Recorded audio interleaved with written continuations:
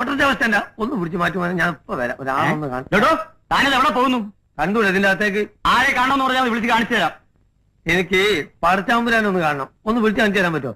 ഒന്ന് പോയാക്കി.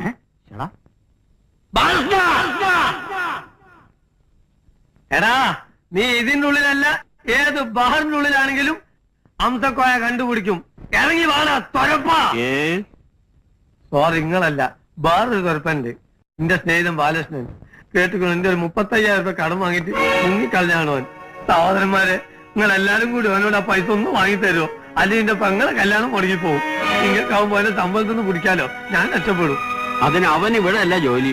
നോണ പറയരുത്, അവൻ ഈ ഓഫീസിലാണ് ജോലി ചെയ്യുന്നത്. എനിക്ക് നല്ലോണം അറിയാം. ബാലകൃഷ്ണ എടോ ഈ തലയ്ക്ക് വെളിവില്ലാത്തവനൊക്കെ ഇങ്ങോട്ട് കയറ്റി വിടുന്ന എന്തിനാ? തലക്ക് വെളിവില്ലാത്ത എനിക്കല്ല, നിങ്ങളെ വാപ്പക്കാണ്. എടോ സാധനത്തെ പിടിച്ച് പുറത്താക്കോ.